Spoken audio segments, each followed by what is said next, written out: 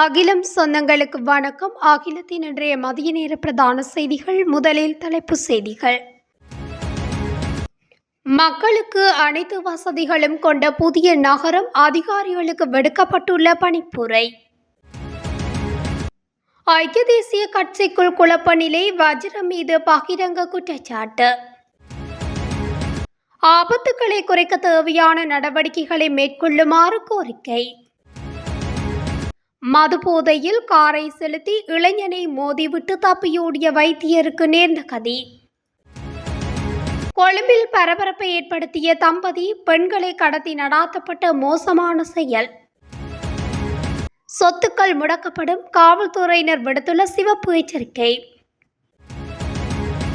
நாட்டில் இருந்து வெளியேறியுள்ள ஆயிரக்கணக்கான வைத்தியர்கள் ஏற்பட்டுள்ள புதிய சிக்கல். வாகன சாரதிகள் அவதானத்துடன் செயல்படுமாறு அறிவுறுத்தல். மேல் மாகாண மக்களுக்கு வெளியான மகிழ்ச்சியான வர்த்தமானி அறிவித்தல். தொடர்பான விரிவான செய்திகள்.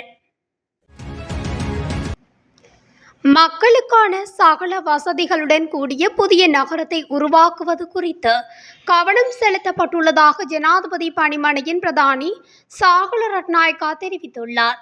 சீரற்ற காலநிலையினால் பாதிக்கப்பட்ட மக்களுக்கு நிவாரணம் வழங்குவதில் பழைய சுற்று நிருபங்களுக்கு அப்பாற்பட்டு புதிய சுற்று நிருபங்களின் பிரகாரம் செயல்படுமாறு அதிகாரிகளுக்கு பணிப்புரை வழங்கப்பட்டுள்ளதாகவும் கூறியுள்ளார்.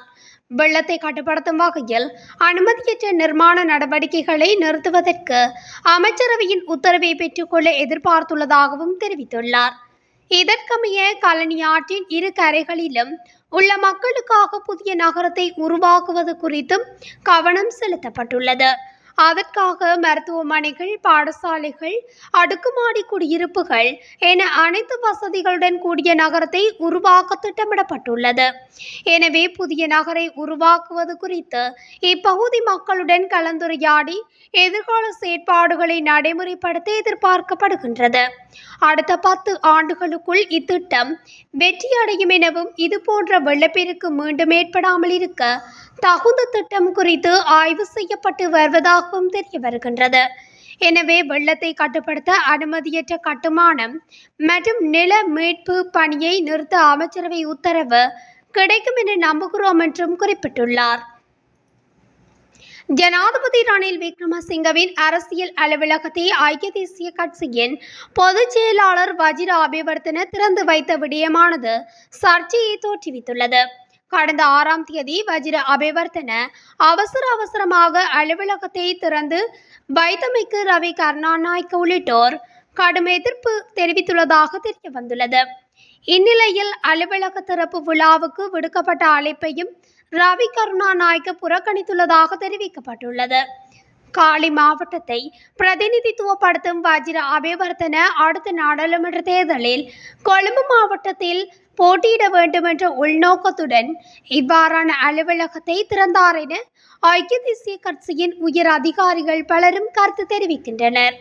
மேலும் சாகல ரட்நாயக்கா அடுத்த தேர்தலில் காலி மாவட்டத்தில் போட்டியிட்டு அதிக ஆசனங்கள் உள்ள கொழும்பு மாவட்டத்தில் வேட்புமனுவை பெற்று எப்படியாவது ஆசனம் பெற திட்டமிட்டுள்ளார் என்ற சந்தேகத்தில் எதிர்ப்பு மோதல்கள் உருவாக்கப்பட்டுள்ளன.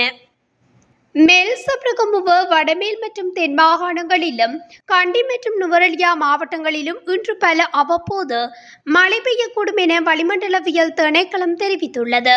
சப்ரகமுவ மாகாணம் மற்றும் நுவரெலியா மாவட்டத்தின் சில இடங்களில் 50 மில்லிமீட்டருக்கும் அதிகளவான பலத்த மழை பெய்ய வாய்ப்புள்ளதாக அந்த திணைக்களம் எதிர்வு கூறியுள்ளது.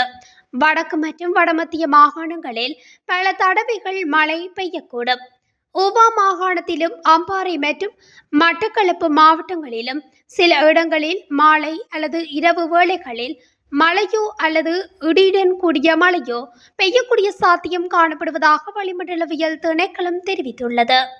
மத்திய மலைநாட்டின் மேற்கு சரிவுகளிலும் வடக்கு, வடமத்திய மற்றும் வடமேல் மாகாணங்களிலும் திருகோணமலை, அம்பாந்தோட்டை மற்றும் மொனராகலை மாவட்டங்களிலும் காற்று இடைக்கிடையில் 40 தொடக்கம் 50 கிலோமீட்டர் வேகத்தில் பலத்த காற்று வீசக்கூடும்.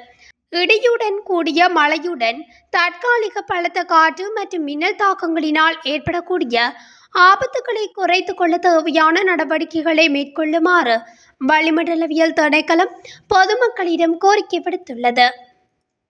மதுபோதையில் காரை செலுத்திய வைத்தியர் ஒருவர் எதிரே மோட்டார் சைக்கிளில் வந்த இளைஞனை மோதி தள்ளிவிட்டு அங்கிருந்து தப்பி சென்ற சம்பவம் ஒன்று பதிவாகியுள்ளது. இச்சம்பவத்தை அடுத்து குறித்த காரை செலுத்திய வைத்தியரையும் கைது செய்துள்ளதாக கல்முனை தலைமையக போலீசார் தெரிவித்துள்ளனர். குறித்த சம்பவம் நேற்றிரவு இடம்பெற்றுள்ளது. குறித்த விபத்தில் காயமடைந்த இளைஞன் கல்முனை அஷ்ரப் ஞாபகார்த்த வைத்தியசாலையில் அனுமதிக்கப்பட்டு சிகிச்சை பெற்று வருகின்றார். மேலும் விபத்தை ஏற்படுத்திவிட்டு தப்பி சென்ற வெள்ளை நிற கார் அதே வைத்தியசாலை வளாகத்தில் தடுத்து நின்ற நிலையில் கல்முனை தலைமையக போக்குவரத்து போலீசாரினால் மீட்கப்பட்டுள்ளது. மேலும் காரை செலுத்தி சென்ற வைத்தியரும் கைது செய்யப்பட்டு கல்முனை தலைமையக போலீஸ் நிலையத்திற்கு அழைத்து செல்லப்பட்டுள்ளார்.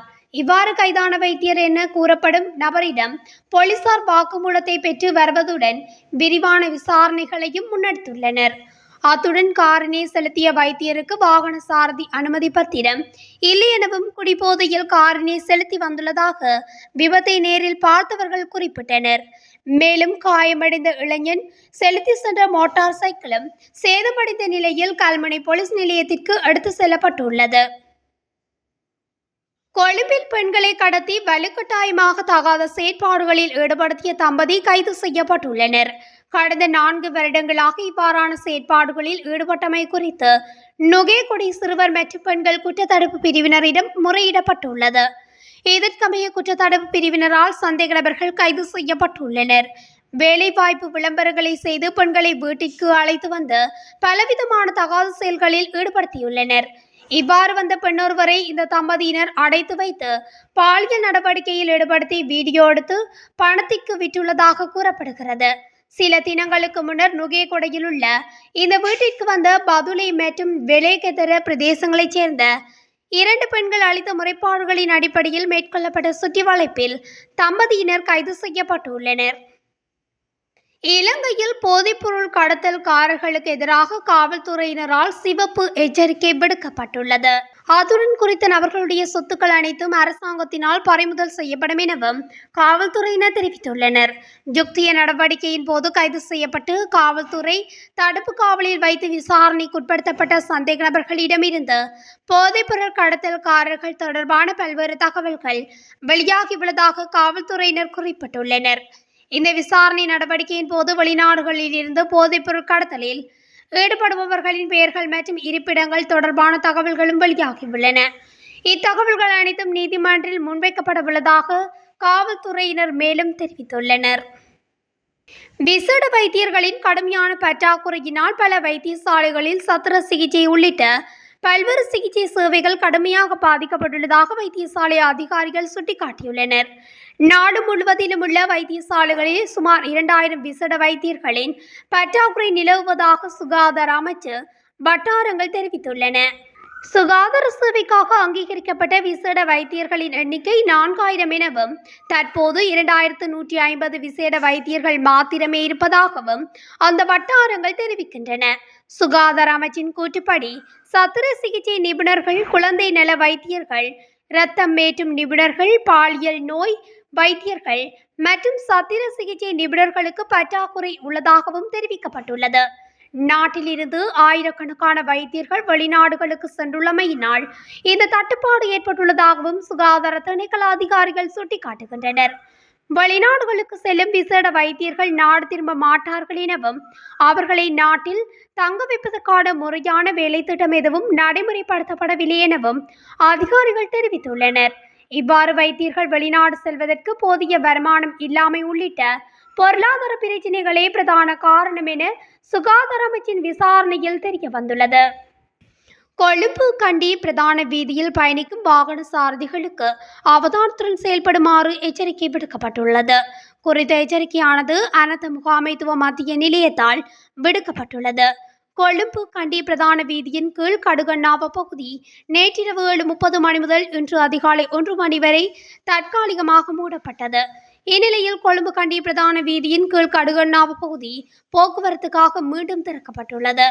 மேலும் சீரற்ற காலநிலை காரணமாக கடுகண்ணாவு பிரதேசத்தில் வீதியின் இருபுறங்களிலும் உள்ள ஆபத்தான கற்கள் மற்றும் மரங்கள் அகற்றும் பணிகள் ஆரம்பிக்கப்பட்டமையே இதற்கு காரணம் என தெரிவிக்கப்படுகின்றது.